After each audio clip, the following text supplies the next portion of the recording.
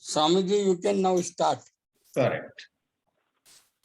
So it's time that I start, and our topic is psychological time. Psychological time is different from chronological time. If we have decided to meet at 11 a.m. on a Friday, all of us look at our watch, these days at our mobile, and see, oh, it's nearing 11 a.m. Let's rush to the room where we are supposed to have a meeting. This 11 a.m., this 7 p.m., and all these are chronological time. We are here to talk about psychological time. And it is a major milestone in understanding the teachings when we clearly see what is meant by psychological and what is chronological or functional and so on. If a principal at a school finally announces a decision after several meetings, that announcing the decision on behalf of the school as head of the institution doesn't have necessarily any psychological component. However, if he announces the decision and carries inside him a sense of superiority, I gave the decision, let me see who can oppose it. All of them have to listen to me now, and so on. Or if he, even as he announces the decision, suffers from certain inferiority complex. Oh my, why did I have to take this decision? Now things may go wrong. I will be blamed, and so on. Then he is into the psychological domain. Therefore, in our life, from the time we wake up till we hit the bed again at night, we are into a number of functional matters which are unavoidable. Functional matters are, as they say, the signature of life. Functional behavior, functional responses, functional perception, and so on. Functional time, which we would call chronological time, are the part and parcel of this phenomenal existence, this creation, this universe, these galaxies and planets and the solar system and so on and so forth. All of them have built into them what is called functional dimension, chronological dimension. And it was Einstein who actually pointed out certain relative nature of chronological time too. He showed the relative nature of the functional space. In my understanding, Einstein did not talk about either the relative nature or the illusory nature of psychological time or psychological space. He probably had some understanding of these two, but his area of research, how the chronological time is not as absolute as we would imagine. It is relative, and all the calculations that went into proving that the clock time was not absolute, is not absolute, where all the calculations, all the measurements, all the logic were within the functional domain. For example, this business of light traveling at a certain speed, this business of we being stationary, this business of our position relative to what we are observing. These are all functional. And in functional domain itself, this universe has endless mysteries, which science is decoding, science is unraveling, and we are going on learning. So, what do we mean by psychological dimension? Especially as the topic we have chosen for this evening goes psychological time. My favorite example is two students are writing an examination and it's a 3 hours paper and 20 minutes are left. Going by the clock on the wall or the wristwatch on each student, it is the same 20 minutes. But one boy who is very anxious, is ambitious, in fact, he has done pretty well. He has answered 90% of all the questions and is very confident of scoring very well. But because of his ambition, his wanting to stand first in the school, his wanting to be or perform better than all other girls and boys in the class, he gets very anxious. Only 20 minutes are left and he suffers. What if I cannot answer one last question that has remained? And oh my God, it will be such shame if I stand third or fourth at the school in this class. This kind of concern, let's say one of the two in my example, experiences. Whereas the second one notices that are 20 minutes left and takes a look at how many questions he has answered and what remains, and then figures out, well, probably I will be able to do this. Let me try my best, and so on. And I would imagine, even if there is a little stress, functionality also sometimes has certain stress. Uh, the second boy is not concerned with proving to be smarter than other boys, not concerned with his name coming on top of the list when teachers eventually announce the grades or marks of all the boys and so on.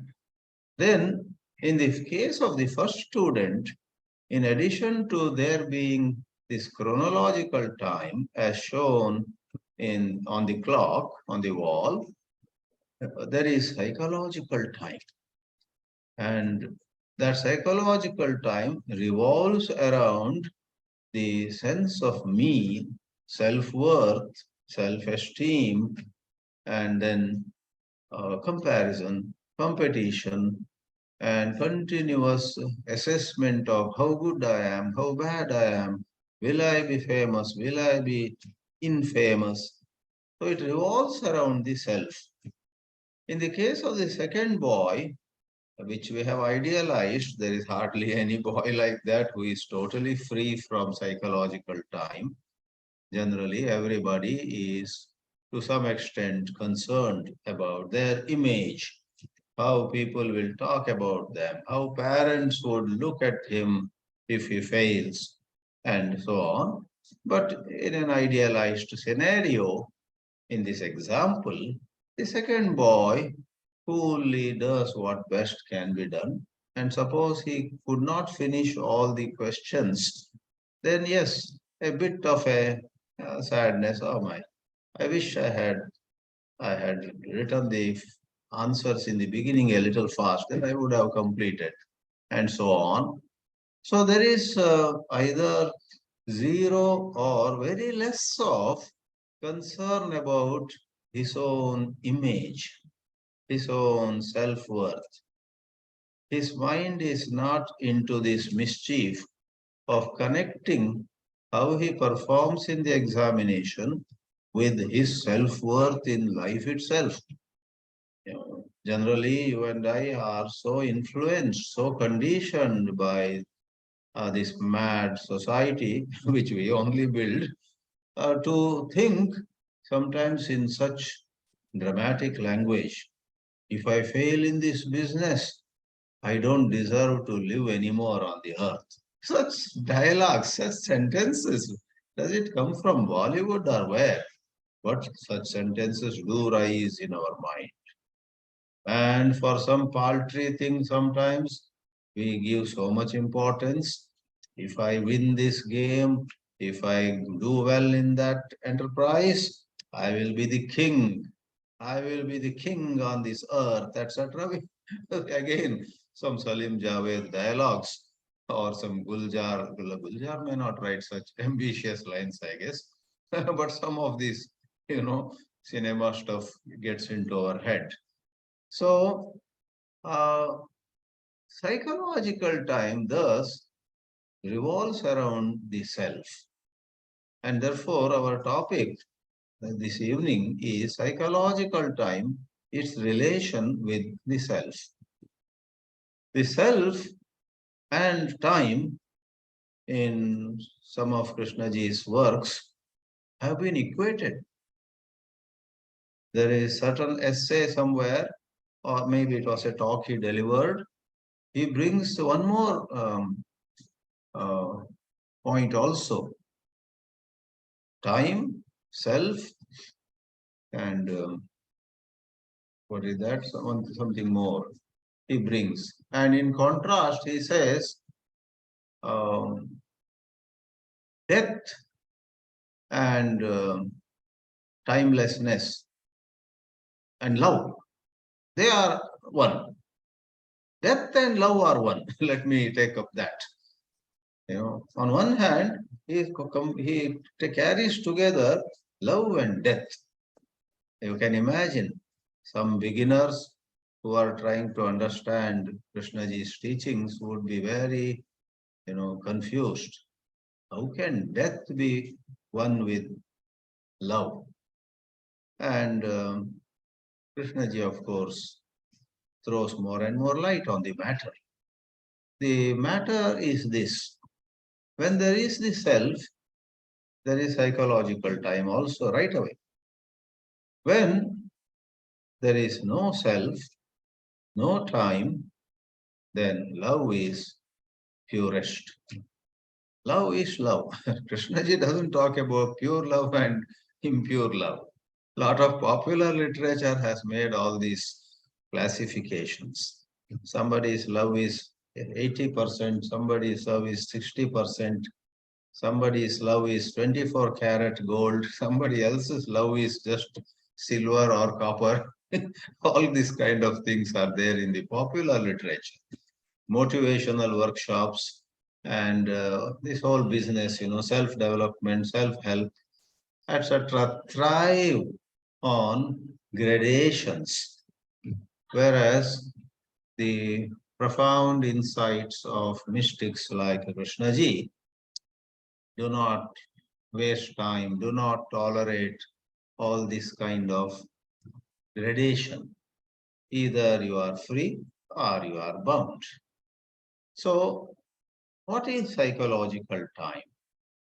I guess at a certain place it is said the psychological time is the distance between one idea of who I am, what I am, where I am, and another idea again, what I should be, where I should go, where I should reach, who I should be. So, in the moment of desire, in the moment of ambition, in the moment of panic, anxiety, and so on and so forth, as they say, in the domain of becoming, I want to become somebody, and my heart leaps, the heart, beats faster when I think I may not become what I wanted to become. I fall in love with a girl and my heart beats. Oh my, if she rejects me, what will happen?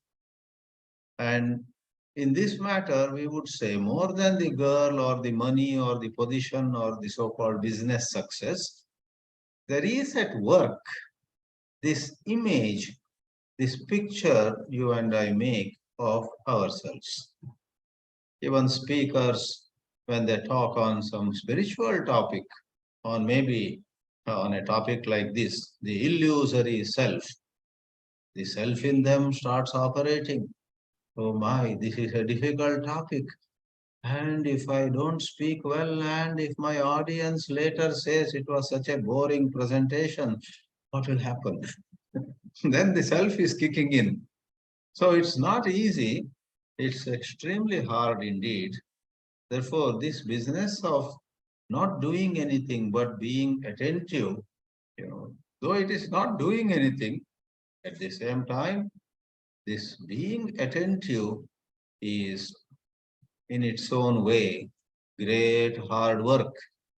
For to be attentive to the tiniest waves that arise of either hope or of despair and so on is the remedy, is the medicine to this universal issue of the separate self.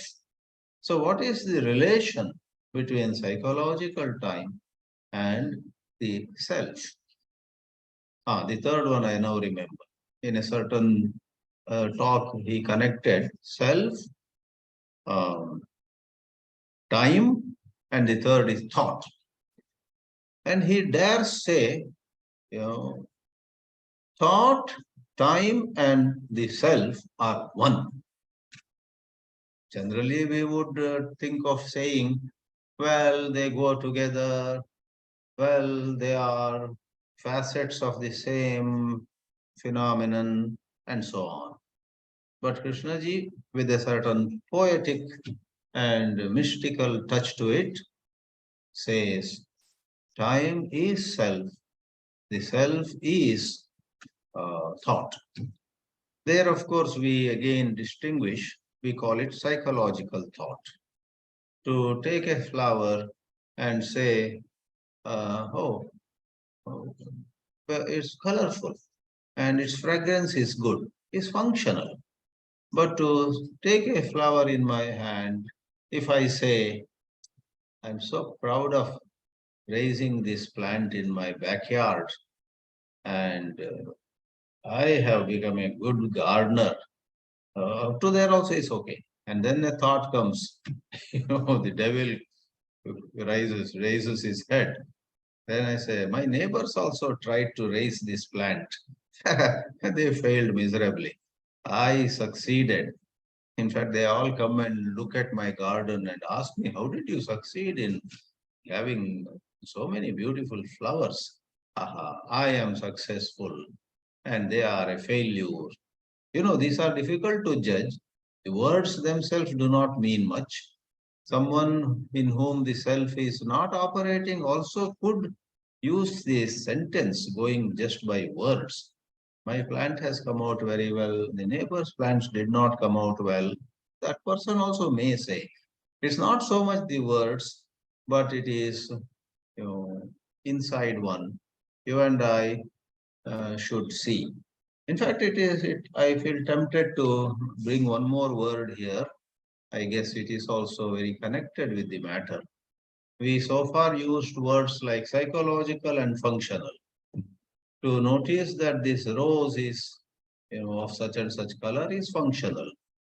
To have a thought, this is the flower that has come up in my garden, and now all my neighbors know how good I am, etc., would be psychological. Another word is uh, psychological versus biological. If we see a plate of food, some delicious idlis of South or doklas of Gujarat or some wonderful paratha from Punjab, they're there on the plate. And I have been working from morning hungry. If my mouth waters and I have a feeling, wow, why not I stop my work and help myself to this food? This is all biological. But biology and psychology sometimes get so close and get mixed up in our perception. We don't have that clean and clear perception where we distinguish them. Things get rolled together, rolled into one. The psychological dimension of even in this example of food is somebody is having some ice cream, and I have been a little jealous of that man anyhow. And today when I see he has gone inside the newly opened ice cream parlor in a very posh area, and I am driving there, I look at him and say, I also will want ice cream now. I will take the most expensive ice cream, stand next to him and eat. Then I am making a statement born of comparison. I want to show maybe to him or maybe to some others in the parlor that I also belong to that elite section of the society.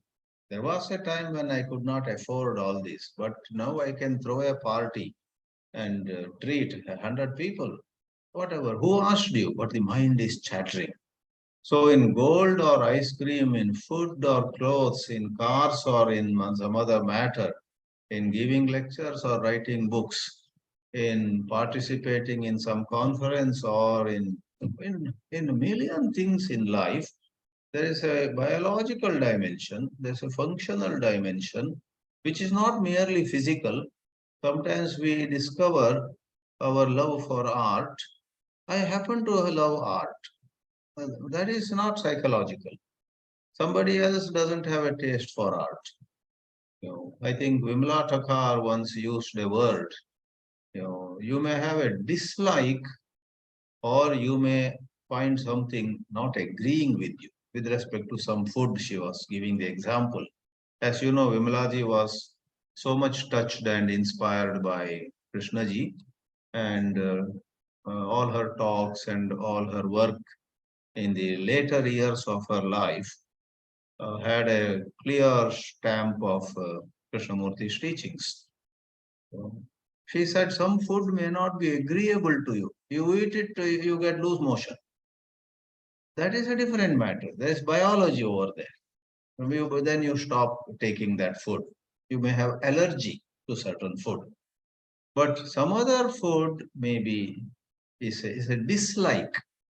It's a dislike and it's a conditioning.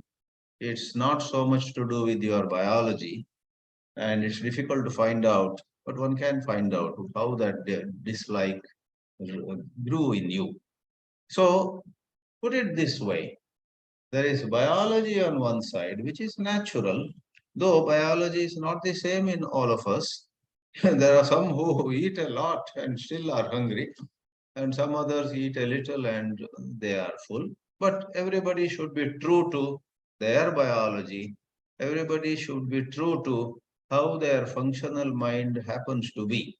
Like I gave the example of love of art, love of languages.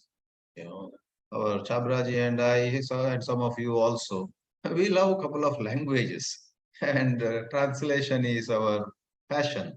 What is the right word which would bring out the same flavor as this word, and so on? We happen to be like that. There is no psychology there.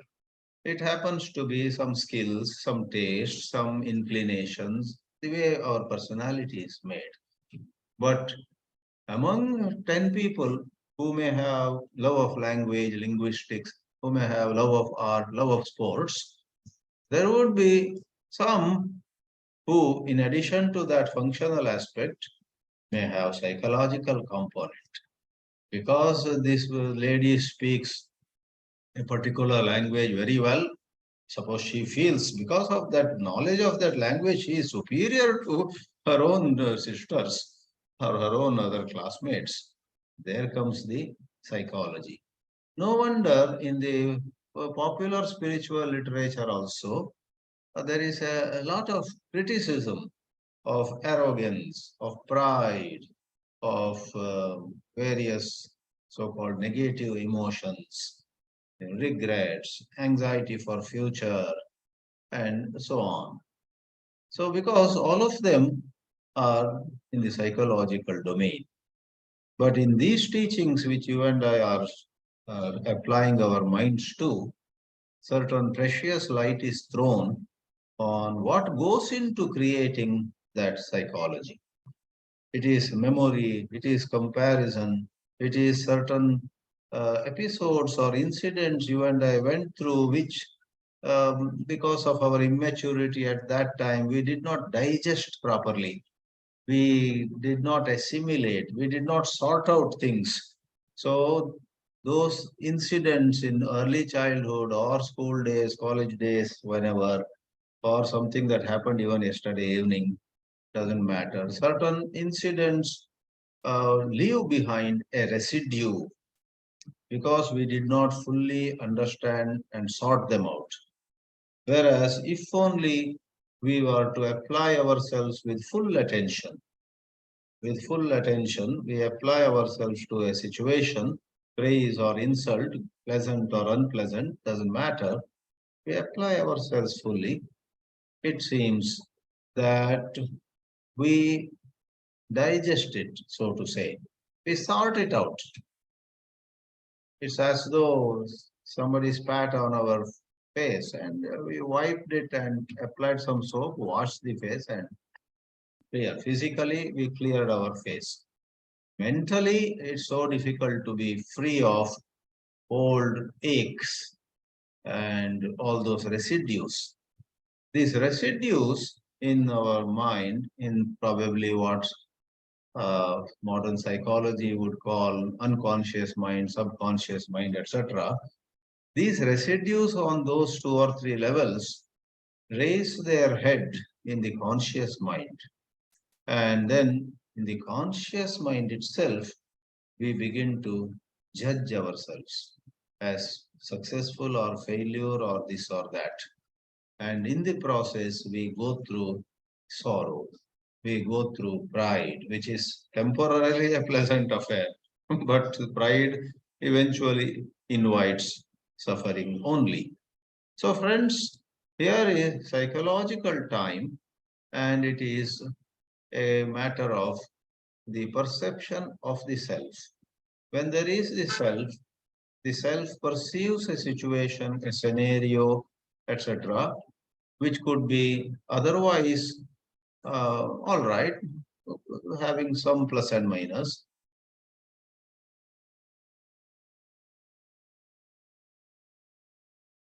Make it so negligible as though that is wrong evaluation. Rather than seeing things just as they are, we add much more through conditionings. So there was a J.K., not J. Krishnamurti.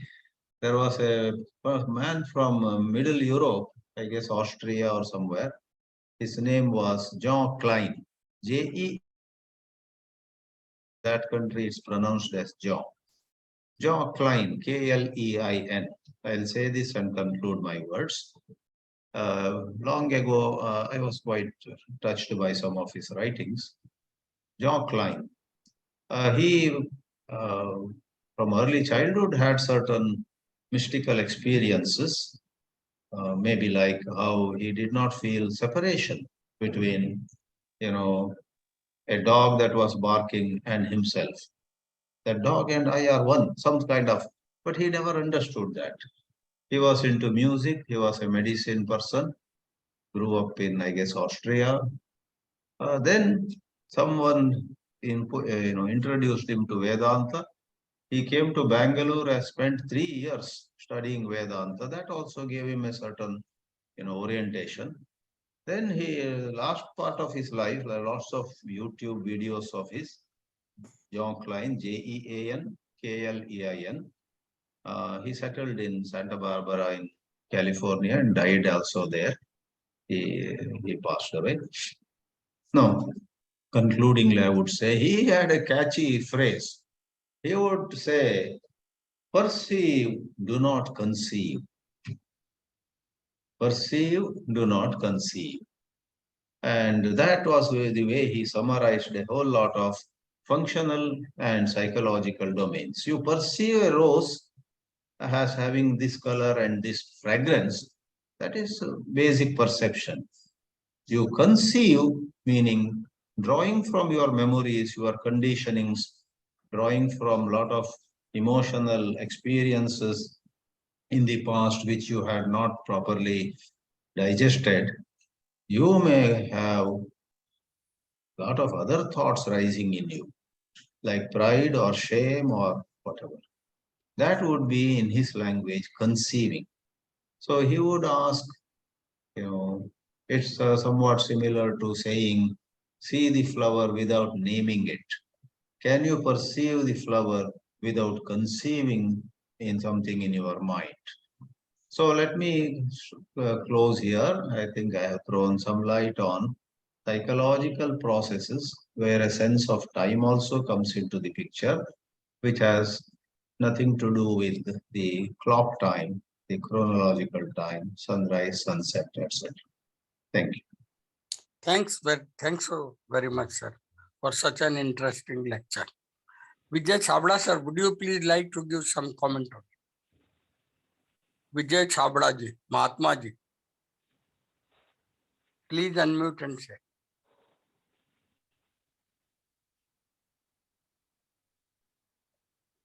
Yeah, now I'm able to unmute. It was difficult to unmute. There was a resistance. So, technical resistance. There are two things. One, of course, this towards the end you brought in Swamiji, this perceive and conceive. That's interesting. Yes, I think mostly we function the other way. We conceive, we keep conceiving because we perceive, but very quickly, the memory responds, memory reacts. So everything gets verbalized and turned into language, and so some kind of concept, some kind of image gets formed. And even though we may remain under the impression we are actually perceiving, seeing things, but actually it's already we are moved in the realm of thinking, thought, and describing. So we very quickly move away from the described and actually get entangled in the description. So, so that's a interesting phrase, perceive and not conceive, but that's in actuality, in reality, in everyday living, we can very easily notice it's the other way around, that our life is dominated by that. Though we begin, everything obviously begins with observation, with seeing things, and hearing, but how quickly, and we don't even notice how quickly we are already there in words, with images, with concepts. And in the beginning, you brought in that the Krishnji bringing in love, death, and timelessness together. So that's the words. I'm just remembering a poet, and I think in one of the very early Zooms we had in Indore circle, I had probably quoted that one Ingeborg Bachmann's poem, where all these components are brought in. And the poem is, I'm just approximately translating it from German. Love has a triumph. Love has a triumph, and death has another. And time thereafter, we have none. So all these components are brought in. It's very interesting. That means this kind of reflection is part of human consciousness, or has entered human consciousness. and uh, it's probably enigmatic to the poet also, and bringing it in this fashion. Of course, in poetry, it's a lot of it's lot of imagination is there, and the poetry leaves a lot of space for the reader to connect to own response to it, because there's always a you have many possibilities of interpretation. But it's interesting that love has a triumph and death has another. So both are, they have a triumph, for we have no control over them. They are there. They are as phenomena, they are there. Love is there and death is, love has a triumph and death has another, and time thereafter. So this also, now how you connect to it, connect to love, whether it's an experience one goes through, and and we call it love, and there's a certain intensity in it, and we don't know what it is really, but it is energy. It is great energy that we can't uh, you know uh, overlook. It just enters us. It's there, and we don't know what to do with it, or we don't understand it. But that it's too overwhelming. So the experience of love and experience of death, loss, is overwhelming, and the time and time thereafter, and we have none. So we are, uh, if there is that sense of separation and we are experiencing all this, so we are at a, we don't know what to do with it. We have, these are the phenomena that have are too overwhelming, have a triumph, and we have none. So it's very, but this, that they go together somewhere, the the love, death, and the whole phenomenon of time. It's psychological time, obviously. Um, in psychological, uh, with reference to psychological time, I have a sense that you know uh, it's essentially thought of tomorrow, isn't it? That, is there, why is this anxiety or worry about tomorrow? No, so that's what I think. If there is that, then psychological time is operating, and which we don't normally question. Uh, and this is often, whenever you talk, this is probably there in one's life. It's part of one, but is it that we are so used to the functioning of time from yesterday, today, tomorrow, that it becomes, it's like perception, that habit of conceiving spilling over, and very quickly, uh, you know, wiping out the possibilities of perception. So it's this one thing that often comes back to me is that we think that we can do something, accumulate, do a lot of things in, so that we can, at some stage in time, that's where psychological time comes in, is there, that in time we are able to do something. We can be better off, we'll be able to get rid of worry. We'll have no worries.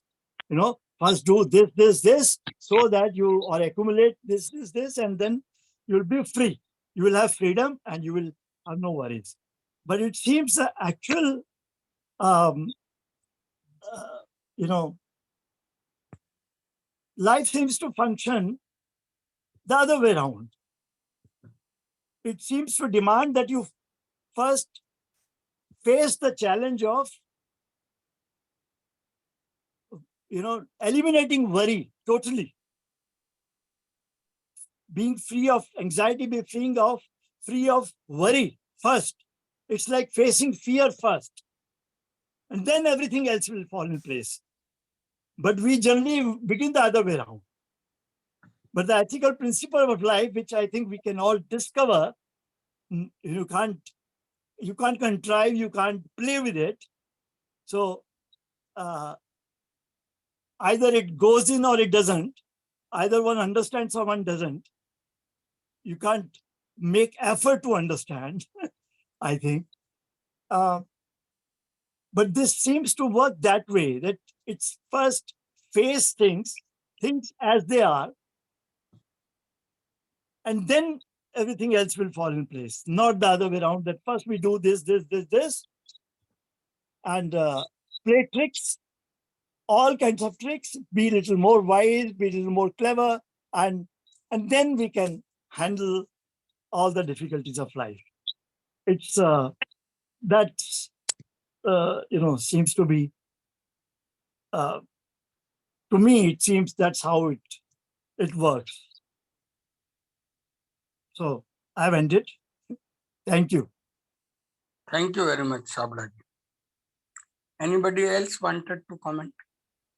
Please raise hand and then speak. Dinesh Waghmare. Dinesh Waghmare, please unmute. And then Pradeep. Dinesh first and then Pradeep. Can you hear me, sir? Yeah, we are able to hear. Okay. Swamiji has already explained in details about the psychological time and what problems it make normally. I'm viewing this issue from some other angle. Why we are after psychological time? What is the need for bifurcation of this psychological time, apart from your chronological time and your technological time? The question comes here, can self has the power? Swamiji has already explained self, so we need not go into that. Question comes here, can self has power to make himself free of psychological content? Now, there are so many things to be discussed. Self is bundle of past memories, and its content is also psychological apart from technological and chronological. This Swamiji has already said. Because in memory there is no such bifurcation as chronological, technological or psychological. If you observe closely, your brain, your mind keeps all the memory in a same way or similar fashion. Another thing, that memory portion has nothing to do with what you are going to do with it. Somebody else, or we can say self. For the time being, we say self has to do something with it. But as far as recording is concerned, they are in a same way. Mind's registering or recording mechanism registered every event in a same way. Every memory contains senses data. Number one is senses data. Whether rainfall was there or whatever you can say, I have seen a tree, that tree was good, etc., etc. Intellectual component, what I have to do with it, and emotional and feelings assorted with it. It seems that there is a bubble of frozen vitality out of which we get the memory in present, and after its work is over, it goes back, goes back. Out of the memory content, we want to be free of the psychological content. Which now we see which are the tools we are having by which we can be free of psychological content. Number one, which JK suggested, silent observation with choiceless awareness. Here my experience is, I am telling about my experience, right? I have worked on it and my experience I am sharing. Trivial or superficial memories go instantly. Means you become free of them simply by understanding, or after understanding, definitely you will be giving wisdom, since you are reading Krishnamurti for so many years. And if you get the wisdom, then the superficial and trivial memories will drop immediately. But deeper and serious memories take time. In my case, it takes time. Means here time is coming into the picture. We will discuss about time later on. Many memories of worldly affairs are dropped. Swamiji has also hinted about this. Many memory affairs of worldly affairs are dropped if you take care of the insecurities involved in it. Suppose I have not filed my income tax return in time, then I will be having insecurity, and that thought will haunt me. So I think you have understood what I mean to say. Many memories make you free when you complete the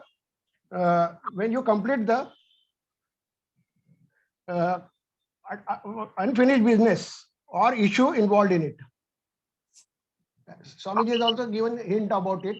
Suppose there is in childhood, there is a memory which you, at that time you have not digested, and now you want to be with it, and you understood it, and now you say, okay, then it will go.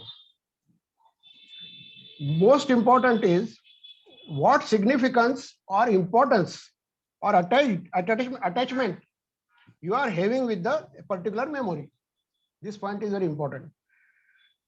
What significance or importance or attachment you are having with a particular memory.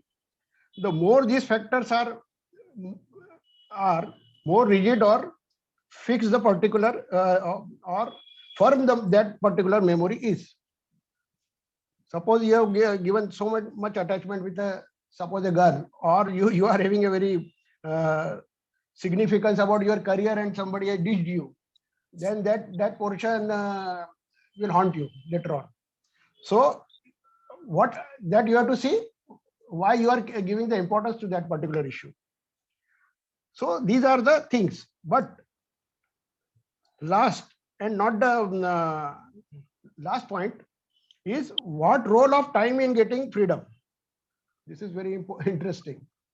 What is the role of time in getting freedom? Yes, logically it is possible what JK says.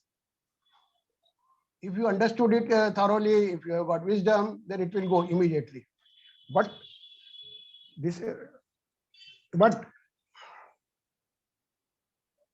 my views here are, logically this is also correct.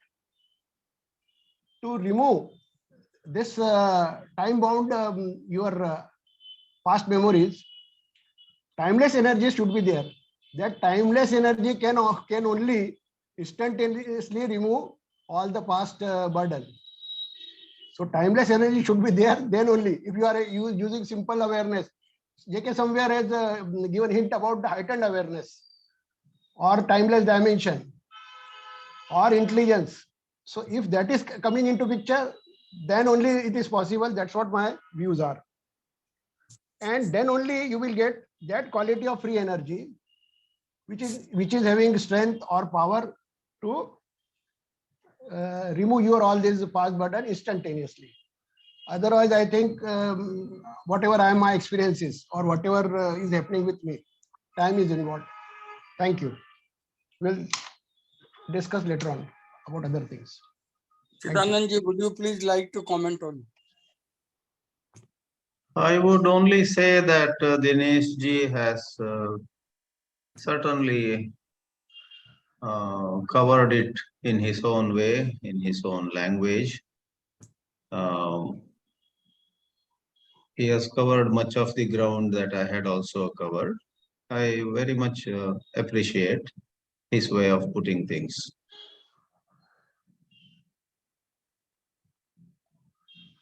But one question that may again be taken up is, why do we call it time, psychological time?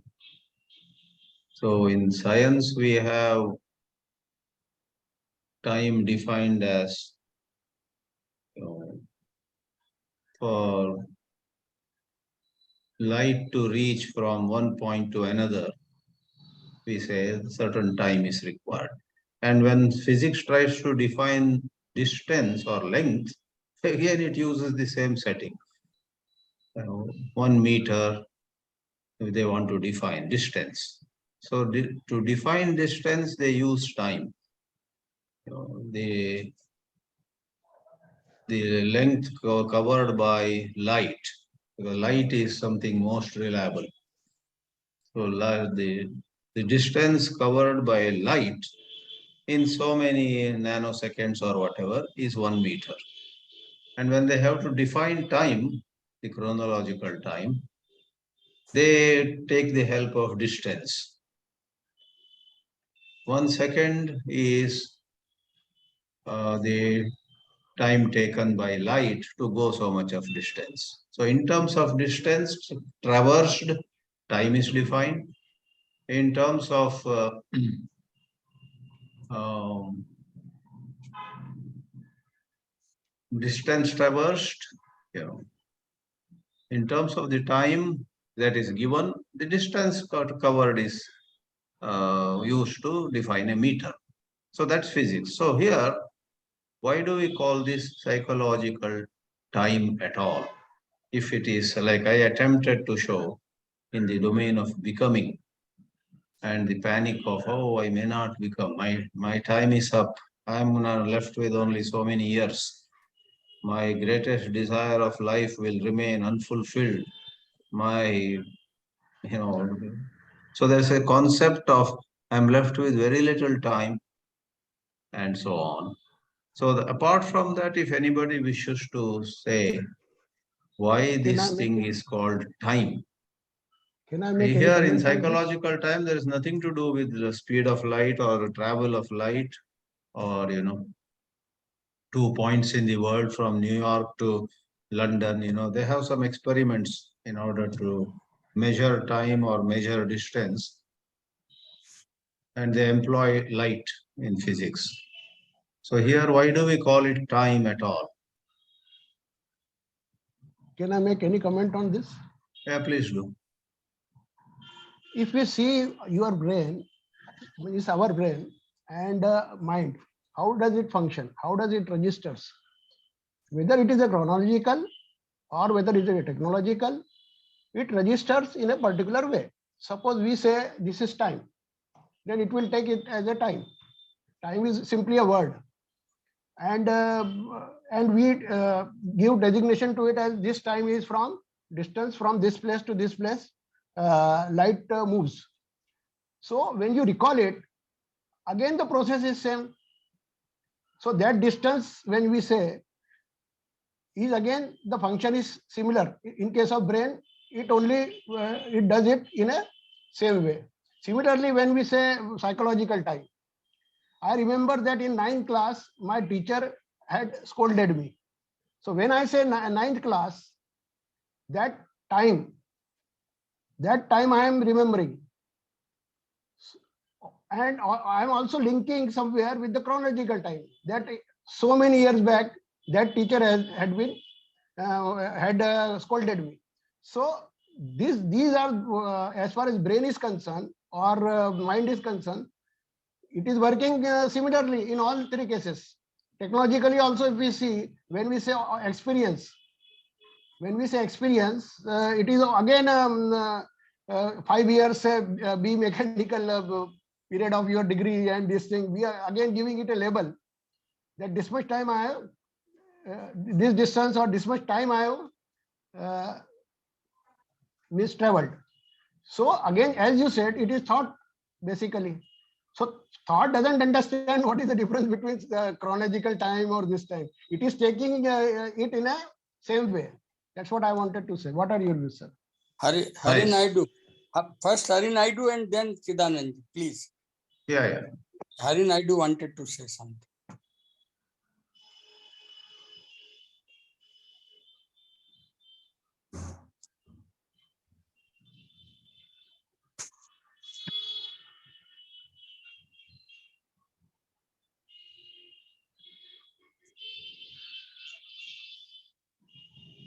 He is not able to unmute. What is the problem with? It's Please. in mute. Yeah. Modak, would you please help it? I have tried to unmute him, but he is not able to unmute.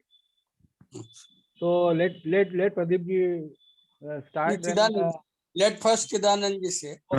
I actually want to ask. Hello. Chhabra has put a. Yeah. Hello. Chhabra has Inward written Inward time. a message inward time. Yeah. So I Hello. request Chhabra to just Say. throw some light on what is meant by inward time or where such an expression is used. आपका वो on करना है mic mute में Hello. चला गया. Are you able to hear, sir? I am L Hari Naidu from Bangalore. Hello. Yeah, we are able to hear you. Yeah. Okay. Sir, as you said in physics, time and distance, both are units, basic units. Either you can take SI units or metric units or whatever. In British units, we call it a feet, then kilogram, then pound, and then second. And SI system, we call it as meter, kilogram, and then second. So second, it is common. So this time in the physics, why it is required? Why this unit is required? So you talked about the definition of the time, but as far as I am concerned, so this time is required to measure the changes happening in this universe, to measure the change or the phenomena. Phenomena means what the observer is observing. So some changes, some changes is happening. So that change, to measure that change, this physics has created, we human beings have created this unit called time. So before this physics was there, this thing, we were seeing the stars, the sun rising, the sun setting, like that, the concept of time arises. But before this time arises, there was the concept of space. The human, in the mind of human being, this concept of space was created. So space is nothing but the images which we are receiving in, which is created in the mind by the data available from the sensory organs. That is what the world, entire world out there is a creation created in your mind. That may look outside, it may look less like that or something otherwise to other beings somewhere else. We don't know. But for us, it is created like that in our mind. We are observing the world like that. So that is how the physics in these units, that is distance and time, it is came into being, or we have created that. And then there is another term which is called as speed or velocity. Speed or velocity, we are using both these things, distance as well as time. So distance by time, we call it as speed or velocity. That means the velocity, this quantity, what is it is telling, it is always changing this quantity velocity. So this one, what is that? The distance, it is something we are taking as a fixed distance. That may fixed distance, or it may also change. And then this time, we have created intervals, seconds, we have created microseconds, like that. We have created intervals, one interval to other interval. We have created like that, and we are measuring the phenomena like that. So that is regarding this physics, that one. But what is the requirement of this psychological time? So psychological time, so that requirement of time arises when we have to measure some movement, some change. So here inside our head, what is the moment we are observing? This is moment of thought, or some process is happening. That process, some change is happening. So that is nothing but the thought process. So that thought process we cannot do inside in our mind physics. In our mind, we cannot do any physics. Physics is an objective, this thing, external world, whatever we are observing, we are writing on the paper. But inside this thing, it is only a subjective, this thing we cannot do. that time, that kind of this thing, observation. So to that moment, to measure that moment, that psychological moment or moment of thought, whatever is happening, that is nothing but a psychology. Sometime it will take some time for that moment to happen. So that we can tell it in terms of psychological time.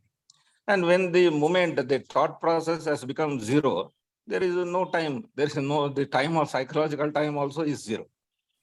So when the moment is very, this thing, very stressful, very fast, something it is happening, then psychological time also is more. So our mind, if it has to be calm and peaceful, means this, whatever the interval of this psychological time should be far, should be this very, very far. But if the interval of the psychological time is very near, then there is some stress or something going on in that person. So that is what I want to tell. Yeah, Thank okay, you. thank you. Can we hear a sentence or two from Chhabra Chhabra. on Yeah, inward yeah. time? Yeah, Krishnji has used this expression also for psychological time, the inward time. Basically, it's as Hariji was also saying, it's measurement. The mind is thought is always measuring. Thought is basically measurement. It's always measuring the distance between in terms of space or comparing two things. So it's in a binary frame. It moves. So all the time there is a measurement, and that measurement is also mostly, of course, it's a co-referral because each word is being defined by other words. So it's bound to. It's always trying to reascertain its limit vis-a-vis something else, vis-a-vis another word, or its opposite. So that's how the language functions. That's how the brain functions in a way, because it's always referring to something and defining, redefining. And this, if we want to do away with word time also, I think what couldn't we do away with the word time and say it's simply becoming? This becoming something else. So there is, you see something and the mind immediately can't help measuring, interpreting, and creating an opposite of it. Moving away from that. It doesn't stay with what is. It somehow there's this urge to do something with it. So it's so there is this process of becoming. Now, outwardly, that gradualness doesn't create a problem. I mean, it's even problems are not really seen as problems. They are solvable.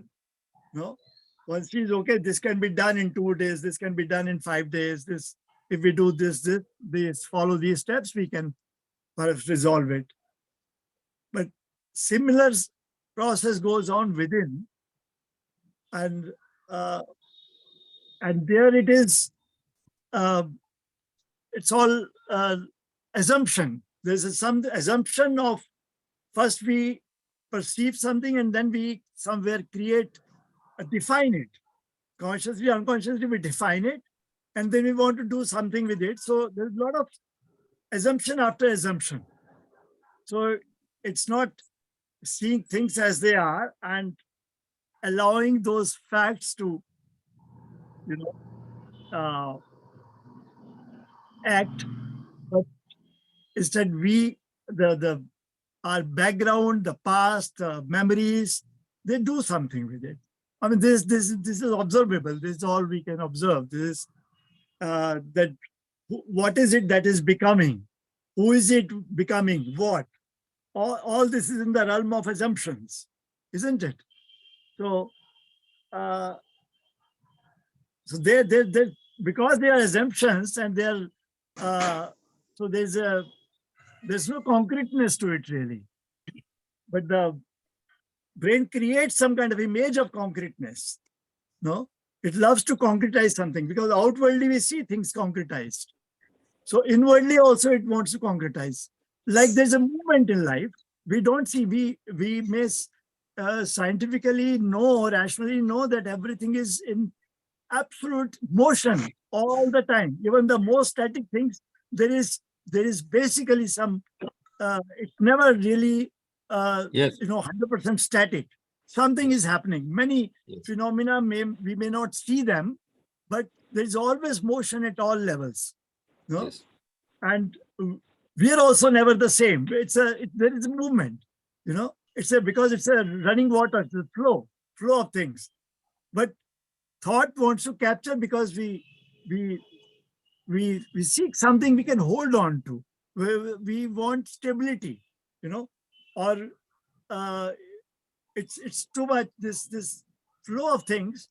Uh, I don't know why we have, because it's a fact simply, the enormous fact that things are in motion, and there is impermanence. Impermanence is tremendous fact of life. There's nothing good or bad about it. There is nothing, also, what is wrong with it, with this impermanence? And because it's a fact of life. And so what is it if not an illusory process or a memory or an insistence? Where does it come from? The insistence of creating the opposite. No? Why is it so hard for the mind to flow with the waters and see the impermanence as an innocent fact? And why does the mind want to fight a fact? And how one can see that how absurd it is. And yet this is probably what are we hardwired to do that? So this process of becoming itself is at least not very clean. One sees that there are, there's somewhere illusory process. It's not a it's not a clear thing. It's a lot of imagination, a lot of assumption, and that insistence on concepts is there, whereas the life is constantly challenging one to face the flow of it and be with the flow. And so why is it so hard? So this process of becoming, if we can do away with the word time, then it's what we are left with is this sense of moving away from whatever is. Beautiful. Yeah. Thank you. Chidanandji, your last comment, as you have to leave at 7:80. Yeah, Please. I have to leave in 3 minutes. Yeah. I'm glad that through the words said by others, things became clearer. Just as I go from Chennai to Bangalore and I say it took 5 hours by train. So Bangalore is a point in space. Chennai is a point in space. I go from Bangalore to Chennai. Now we say 5 hours, that is time. Likewise, this imaginative mind says, I was so poor and today I'm a millionaire, and it took just 7 years. So 7 years I may talk about, but the mind imagines from a poor man, rags to riches story, or the other way around. I believe once Jagjit Singh, the famous singer, went through a phase when he went to USA and there were only 40 or 50 people in the audience. Maybe later again he became very popular. There was a phase when he was not well received and he expressed great sadness.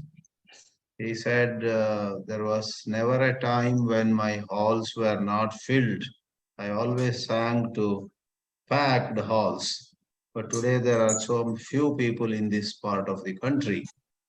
So, the memory operates. There was a time when the hall used to be so full, people would listen to my singing outside also. And today, three-fourths of it is empty. So the sense of I, the self sinks. Oh, I became small. That time I was big. But this is all imagination. So I would conclude my remark saying, those who are free from self, free from thought, are free from time also, meaning they are not sad that today there are only 50 people. They are not proud that there was a time when a hall of 1,000 capacity was totally full. So this sorrow about a poor image and the elation, happiness about a better image, etc., vanish in them. They remain in attention. Not that they have gone to sleep. They are aware. There are very few people today listening to my singing. And they remember, yes, in a certain earlier situation, there were so many. But it doesn't pinch them. That the ego is not either fattened or injured. So that's where the expression time seems to be very appropriate. Chennai to Bangalore and popular to unpopular, rags to riches, this and that. Thank you. So I'll listen to one or two comments, then quietly move out. I have another class at 7:30. Okay, Pradeep ji. Pradeep ji, please unmute and say. Thank you, Sushmita. Today, a lot of physics, lot of knowledge, lot of memory, role of memory. Am I audible, sir? Audible, audible. Yes, sir, yes. So I will just read how simply Krishnamurti has described psychological time. He says, as long as there is psychological accumulation as knowledge, as the mean, and so on, there is time. It is based on time. Suppose then physicist asks, suppose there is no accumulation, then what? Then Krishnamurti, then that is the whole point. There is no time. As long as I'm accumulating, gathering, becoming, there is the process of time. But if there is no gathering, no becoming, there is no gathering, no becoming, no accumulation, where does psychological time exist? Question mark. So thought is the outcome of psychological accumulations, and that accumulation, that gathering gives it a sense of continuity. You see? So we are saying thought is time, psychological accumulation is thought and time. Then again, physicist asks, we are saying that we happen to have two words when we only need one, thought and time. Why are we using two words when we only need one? When we have two words, we look for two things. And this is happening today even with all of us. We go on dividing things and go on discussing. You see, that's right, he says, Krishnamurti says, that's right. There is only one movement, one movement. Physicist says, what is holding the mind? One word Krishnamurti used, accumulation. Have you seen this beauty of accumulation today? Have you seen the beauty of knowledge today? Have we seen our interests? And this is all self. And if you go on finding very psychological time in this and there is biological time in it, this, where is physical and where is biological, we can go on discussing. But the only thing is life. We are living selves. So this is all. And then that beautiful poem he talked about, Jean Klein, he must be a French person. Perceive but do not conceive. It sounds very well. It something like when there is no accumulation, there is no time. So it's an ideal for us, practically speaking, it's an ideal, meaning self to self communication. This is communicating that this will happen. But Usually this doesn't happen. So I have some more point. Thought is based on time. Thought is the outcome of time. Now, beautifully, this has been discussed with the physicist. K says thought is based on time. Thought is the outcome of time. Physicists ask, does that mean that time exists beyond thought? If you say thought is based on time, then time is more fundamental than thought. So Krishnamurti says yes. Then he says the past is always moving to the present. The past is always moving to the present. What I feel, and it came as an insight which anybody can take inside, outside, something like. But when there is movement of any type, present can hardly be seen as such. This is what I feel. When everything is changing, including the what is as person, what is around, everything included, how can you see? There's time is particulate or cyclical. Movement is relative and differential movements are there. I think when one loves with that intelligence, it covers the whole. So it comes back to the whole. No more discussion, nothing. If you can see the whole, it's not the particular or general. It is that it is light. It is not particular light. Krishnamurti. So like that, it's a very interesting topic, and we all ourselves in condition differently. There is no doubt about it. And a lot of knowledge we have accumulated, quantum physics, all that. Einstein said this, but most of that is conceived by me and then imagined further even. So this is what I feel. So although it seems very, because desires means when desire is there, psychological time is simple, simply. Thank you very much. Thank you very much. Ravi sir, thank you. Ravi, please unmute and say. Yes, sir. Thank you for giving me time. Am I audible, sir? Okay, audible. Okay. So one statement of another speaker is that why does mind fight with the fact? This is a beautiful statement given by a speaker. I think Vijay Chhabra has said that. And all that what Pradeep ji has said is very beautiful, except when he said that, we all are, self. That is a conclusion, I think. So that conclusion, whenever you see the conclusion as a conclusion, it's a perception. When you see that, it drops. And we are talking about the psychological time, psychological time. So, what is time? I think, it's the movement of the me, the center. By a desire or ambition or with the movement uh, of becoming, measuring, comparing, concluding. So all the conclusion, is accumulation actually. It makes, it structure the mind. So all that I see that.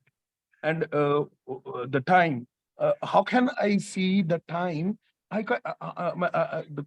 How can I perceive the time, the movement of the psychological time now, not in future? Right now, how can I see that? The way we talk in that very moment, what is the movement of the psychological time? Perceiving that, I think that is the most important thing. Perceiving that, not how to end the psychological time, but perceiving the movement of time as it is the only thing which gives you freedom. I think Dinesh Waghmare ji is saying, if you get this intelligence or that thing, or I have got, you get the wisdom. Nobody can get the wisdom. It is not the self, the you. The you will never get the wisdom. Wisdom is on another plane, and you, the self, is on another plane. There is no matching. And one, you have to get wisdom and all that. I think this is you Dinesh, are you not creating the time? Are you not creating the time, using the time to end the time? How can you end the time by using the time? Please see that. I'm sorry, I'm a bit louder, but I see Can that I say something? sir, please, Can I let me say complete, and please, I will Arun, listen to you. let I will listen others. to you. Waghmare, please let others say. Arun is waiting for them. After Uh, that, may, may I time complete, is sir? not left. Please May I be brief. complete, sir? Yeah, Okay. please be brief in completing. So I give value to the perception, sir. Perception of the movement of the time. And one thing I see that the time is a trap created by the mind. Time is is the biggest deception created by the mind for its own continuity. इस तरह से वो अपने आप को जीवित रखता है. जो in relation to the self, Chidanandji ji is saying, तो psychological time के use से चाहे हमें आपको अपने आप को मुक्त करना है. You want to free. You are creating the time. The way mind is creating the time. See all that trap. Seeing the perception of all that traps is the only thing. I think which give more freedom and all that. I think more space in your consciousness, more freedom in your consciousness. You see the fallibility of the mind and it drops. There's nothing to do. Okay, thank you. I'm done, sir. Arunji, please complete your. Yeah, I'll make it very fast. Good evening, everyone. Sir, one question actually. Yeah, in the present moment, no, is where we definitely know that all the actions take place. Now, Arun needs something, no, like psychological content, whether he's self or he belongs to the psychological team. He needs something to judge whether an action has to be performed for the present moment or not. So how he has to decide? That's what I'm asking. Hari Naidu, please. Please complete within a minute. It is 7:29. Hari Naidu, please. Mute 1 minute. Hello. Yes, sir. Sir, if you consider this time from physics point of view, that is the objective point of view. So first, which came into being? First, whether the space came into being or the time came into being. The first, when a baby is born, the space here in his mind, the space is created. Then afterwards, the time came into being. So this time is the time, whatever the objective time, that also is not real actually. So we have created the time to measure the change. That is the required need. That is the requirement of that unit called time. But if you are some particles, some light velocity speed, some particles are traveling at the speed of light or very slow, or some particles very slowly, then it is difficult to understand. Then it is difficult to understand in the terms of physics also. So as long as it is within some limits, some boundaries, then only we are able to understand that this thing. So then what is reality? Then what is reality is when we ponder deep into our mind, then we see ourselves, what is happening in our mind. What is happening? Our thoughts are moving, continuously moving. So one thought is means, as per J.K. sir, thought is incomplete. Incomplete means there is always a next to that thought. So after that next has been come, then another next. So next. So that is thought is incomplete. So thought is incomplete, then what to do? Then we have to make this thought zero. Means we have to lessen the intensity of the thought or thought process. Then that is the reality. That is what then that we will come to that only. That is what is the reality of this entire universe, entire this thing. So that's how it is. That is what I want to say. Thank you very much. Time is over. It is 1 minute over. So please, Modak, end it.